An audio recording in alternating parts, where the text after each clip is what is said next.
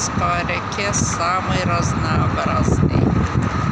И рестораны, теплоходы, и небольшие катера.